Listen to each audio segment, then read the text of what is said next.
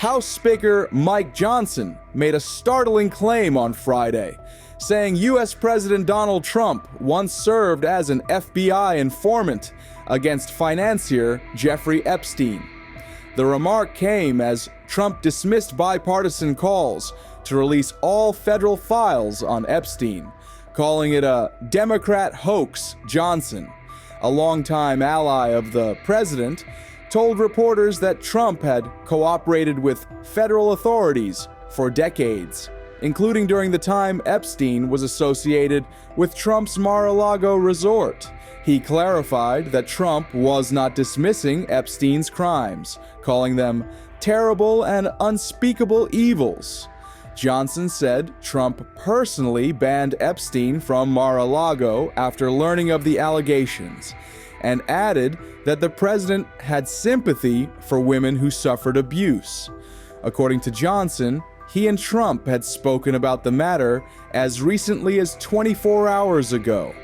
While Johnson sought to defend Trump, the latter has repeatedly dismissed demands for greater transparency in the Epstein case, insisting the push for full disclosure is politically motivated.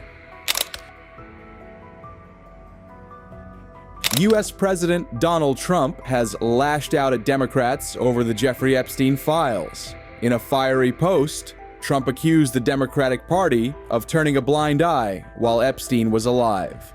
The confused and badly failing Democrat Party did nothing about Jeffrey Epstein except befriend him, socialize with him, travel to his island, and take his money. He went on to claim the Democrats are now showing what he called fake concern for Epstein's victims years after his death. Trump questioned, where were they during his very public trials? The answer is nowhere to be found. The president further alleged that Democrats revived the Epstein issue because of their historically low poll numbers, while Republicans enjoy record support. He branded the case a Democrat hoax, comparing it to the Russia probe into the 2016 elections. Trump added that the Justice Department had already done its job, saying it's time to end the Democrat Epstein hoax. He concluded with his familiar line, "Give Republicans credit for the great job they are doing. Make America great again." Meanwhile, Ghislaine Maxwell has told the DOJ there is no so-called client list. In 1990, I had come over to New York to help look at some of that. He was having some advertising issues with the New York Daily News, and in fact, I may have met Donald Trump at that time because my father was friendly with him and liked him very much, and I think it should be said that he also very much liked this notion that he blackmailed men. We don't really have to go there, that he wasn't a businessman and that everything he did was a fraud or a funk or whatever. I don't believe that to be true. Why? Sorry? Why do you, so you say you don't believe it to be true, but show me why you think that. Okay. Just from, I know you've been talking about it, that he was very conscientious, he was very good at math, paid a lot of attention to his clients, but yes, you're right, there's allegations of blackmail, or also that there was some level of fraud involved in what he did, and you don't believe it. Why do you say that? Well, let me rephrase that. If there was fraud, I never saw it.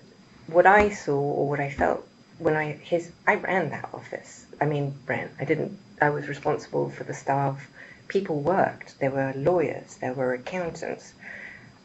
I never heard him. I never felt anything, I don't know, icky. And you mentioned that early, in the very beginning of the conversation, you mentioned President Trump in the early 90s. Yes. What did you observe as far as President Trump and his relationship with you or Mr. Epstein? Well, I just want to say for my relationship with President Trump, relationship's a big word, but I just want to say that I met him, or I believe I may have, because of my father in the 90s. Yep. Okay. So my father liked him very much, and he really liked his wife as well, because they were both Czechoslovakian. And as far as I'm concerned, President Trump was always very cordial and very kind to me, and I just want to say that I admire his extraordinary achievement in becoming the president now, and I like him, and I've always liked him.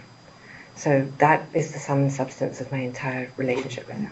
What about Mr. Epstein's relationship with him? I don't know how they met, and I don't know how they became friends. I certainly saw them together, and I remember the few times I observed them together that they were friendly. I mean, Was they're that still in friendly. social settings or was that in private settings? I believe I only ever saw them in social settings. I don't recall any private settings. Did you ever observe President Trump receive a massage? Never. Did you ever observe?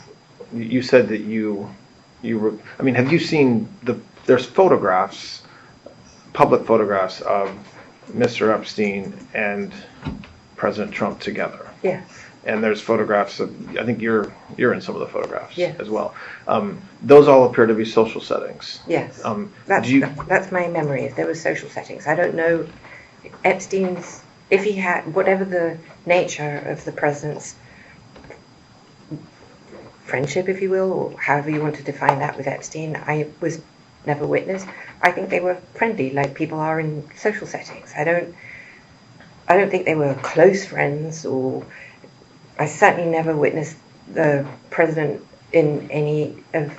I don't recall ever seeing him in his house, for instance. I actually never saw the president in any type of massage setting. I never witnessed the president in any inappropriate setting in any way. The president was never inappropriate with anybody. In the times that I was with him, he was a gentleman in all respects. When's the last time you think you saw in person President Trump? It's been a long time. Probably not. Sometime in the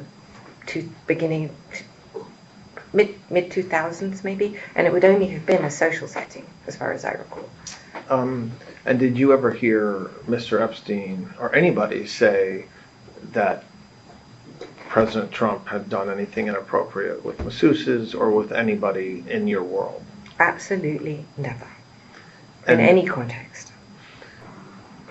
There's been a lot of conversations about whether Mr. Epstein maintained like a list of people, like a book of famous people that he knew, it's called a black book or a client list or a list. Did you know of the existence of any such list? There is no list. We'll start with that.